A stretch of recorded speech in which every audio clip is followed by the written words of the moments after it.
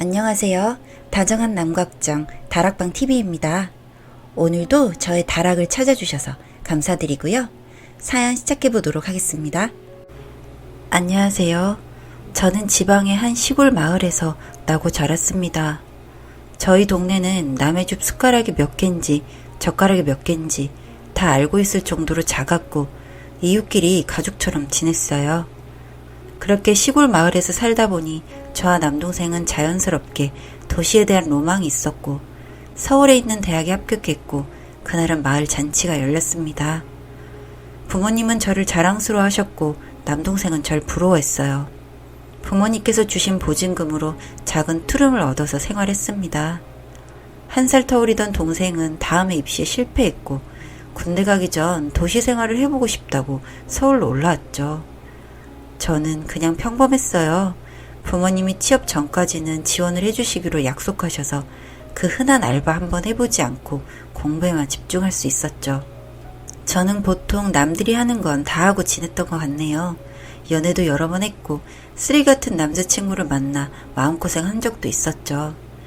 좀 자랑 같긴 하지만 저는 어렸을 때부터 동네 어르신들에게 나중에 커서 미스 코리아도 되겠다는 말을 듣고 자랐어요. 예쁘게 생긴 외모 탓에 외모만 보고 저에게 호감을 가지는 남자들은 너무 많았어요. 그 남자들은 하나같이 처음에는 간이고 쓸개고 다 빼줄 것처럼 저에게 잘해줬고 제가 마음을 열었을 땐 이미 다른 여자를 찾기 바빴습니다. 그렇게 전 연애와 한 발짝 멀어졌고 일에만 몰두하며 지내고 있었어요. 그러다 하루는 혼자 카페에 갔다가 핸드폰을 두고 왔고 동생이 핸드폰을 빌려 전화를 했고 핸드폰 주운 분과 약속을 잡고 만나기로 했어요. 약속한 장소로 가보니 귀엽게 생긴 여자분이 앉아 있었고 저는 보답의 의미로 저녁을 먹으러 가자고 했죠.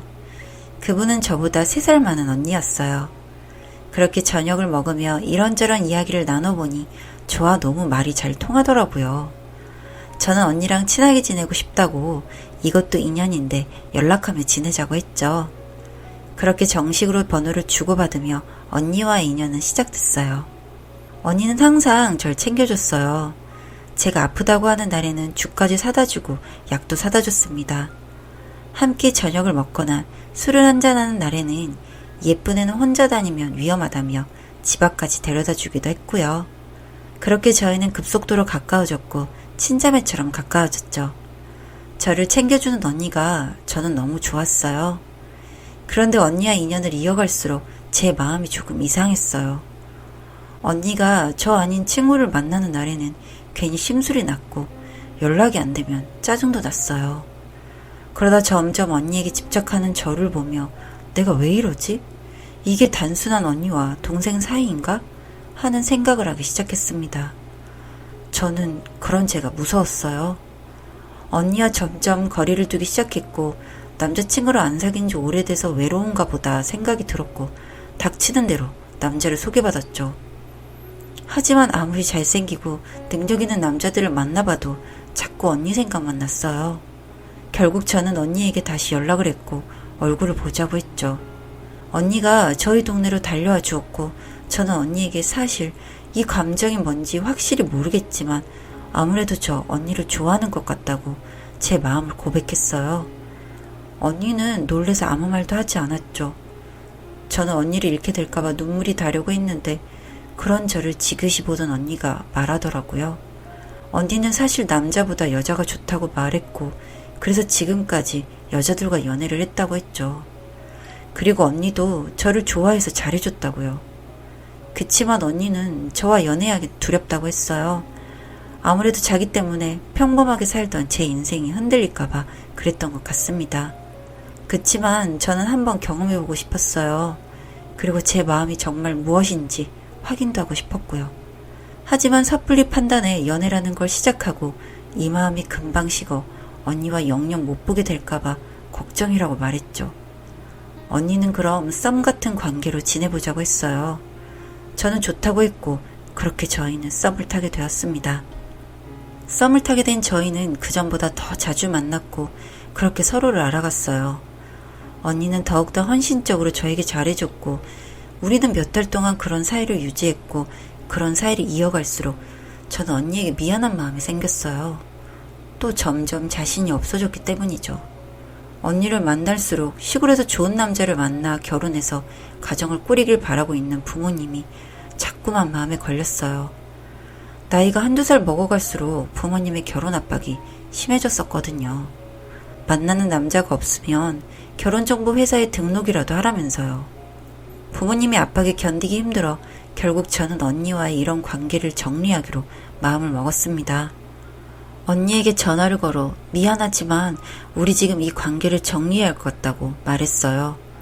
저의 갑작스러운 말에 언니는 갑자기 왜 그러냐며 자기가 뭐 잘못한 거 있냐고 있으면 말해달라고 했습니다.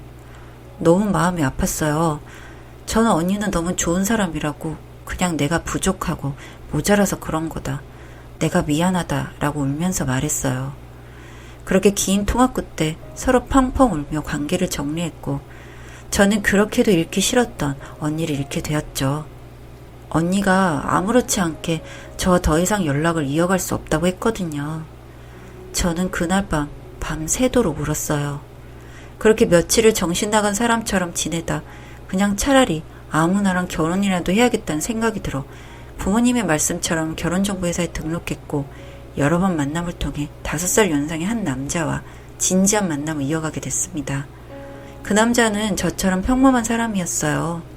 엄청 잘생긴 것도 재산이 많은 것도 아니었지만 저와 대화도 나름 잘 통했고 항상 저에게 잘 보이려고만 하던 남자들과는 달리 너무 저에게 잘 보이려 하지 않아서 부담이 되지 않아 이 정도 남자면 결혼해도 나쁘지 않겠다고 생각했습니다. 1년 정도의 연애를 하고 저는 프로포즈를 받았어요. 그렇게 저희는 결혼을 하기로 했고 저희 집에 먼저 인사를 드렸죠. 부모님은 너무 좋아하셨고 그날도 마을 잔치가 열렸어요. 그리고 그 남자의 부모님께도 인사를 드리러 갔고 부모님도 절 마음에 들어 하셨기 때문에 저희는 그렇게 별탈 없이 부모님들께 결혼 승낙을 받았고 상견례 날짜까지 잡았습니다. 저희 부모님은 상견례 전날 시골에서 올라오셨고 오랜만에 내 식구가 모여 서울 구경도 하고 쇼핑도 했어요. 그렇게 다음 날이 됐고 상견례 장소로 이동했습니다. 그 남자의 가족들은 먼저 도착해 있었고 상견례 자리에 도착한 저는 놀라움을 감출 수가 없었어요. 그 남자에겐 2살 어린 여동생이 있었는데 그 동생이 바로 그 언니였어요. 저는 언니를 보자마자 너무 놀랬고 사색이 됐죠. 언니의 표정을 보니 언니도 적잖이 당황한 표정이었어요. 저는 일단 자리에 앉았고 계속 언니를 의식하느라 그날 상견례를 무슨 정신으로 했는지 기억이 나질 않습니다. 상견례가 끝나고 그날 밤 언니에게 문자가 왔어요. 오빠랑 결혼할 사람이 너인 줄 몰랐다며 어떻게 이런 일이 있을 수 있냐며 이 결혼 안 하면 안 되냐고 했어요. 저는 상견례까지 한 마당에 어떻게 그러겠냐고 이기적인 걸 알지만 그냥 우리 아무 일 없던 것처럼 지내면 안 되냐고 했죠. 언니는 그렇게 할 수 없다고 했고 너 알아서 하라고 화를 냈어요. 처음 보는 언니의 화내는 모습에 놀랐지만 파혼할 용기가 없었던 저는 결혼 준비를 강행했습니다. 저로서는 어쩔 수 없는 선택이었어요. 비겁하다고 해도 어쩔 수 없었습니다. 그리고 가족이 될 언니와 사이를 회복하기 위해 언니에게 꾸준히 연락을 하고 언니를 만나 설득했어요. 그렇게 결혼 준비를 하면서 언니를 만나다 보니 저는 또 언니에 대한 마음이 스멀스멀 올라왔습니다. 제가 정말 미쳤죠. 저도 제가 그때 왜 그랬는지 모르겠어요. 언니의 오빠인 남자친구와 결혼 준비를 하며 비는 시간에는 몰래 언니를 만났어요. 그러던 어느 날 저를 집에 데려다준 언니에게 저도 모르게 스킨십을 해버렸습니다. 그런데 그 모습을 집 앞에서 저를 기다리고 있던 남자친구에게 들켜버린 거죠. 남자친구는 놀란 눈으로 언니와 저를 번갈아가면서 봤고 지금 내가 본 게 뭐냐고 묻더군요. 저와 언니는 아무 말도 할 수 없었습니다. 결국에는 그 일로 남자친구는 저에게 파혼을 요구하더군요. 집안이 발칵 뒤집혔고 저와의 일을 알게 된 언니의 부모님은 언니에게 폭언을 하고 다시는 한국 땅을 밟지 말라며 외국으로 내보내셨다고 했습니다. 저는 시골로 끌려 내려와서 한동안은 방 안에 갇혀 있었습니다. 저도 뭐 나가고 싶은 생각도 없었고요. 직장이고 뭐고 저의 모든 생활은 중지되어 버렸고 그렇게 부모님 댁에서 지금은 농사를 지으며 살고 있어요. 저도 이렇게 살고 싶었던 건 아닌데, 저도 어쩔 수 없는 부분인데, 아직은 어른들은 이해하기 힘든 문제이니까요. 저도 이제 누군가를 만나겠다는 마음은 그냥 접었습니다. 그냥 이렇게 제 고향에서 시골에서 농사 지으며 남은 삶을 사는 것도 좋겠다는 생각이 듭니다. 저의 이도저도 아닌 태도 때문에 여러 사람의 인생을 망쳐버린 것 같아 그것이 마음이 아픕니다. 아직도 그 언니가 생각나지만 이제 더 이상 누군가의 인생을 힘들게 하지 않으려고 합니다. 어느 누구에게도 말할 수 없었던 이야기를 익명 삼아 이렇게 사연 보내봅니다. 너무 뭐라 하지 마시고 그냥 따뜻하게 들어주셨으면 좋겠습니다. 다정한 난걱정 다락방 TV였습니다. 다락방 주인에게 구독과 좋아요, 알림 설정으로 응원해주세요.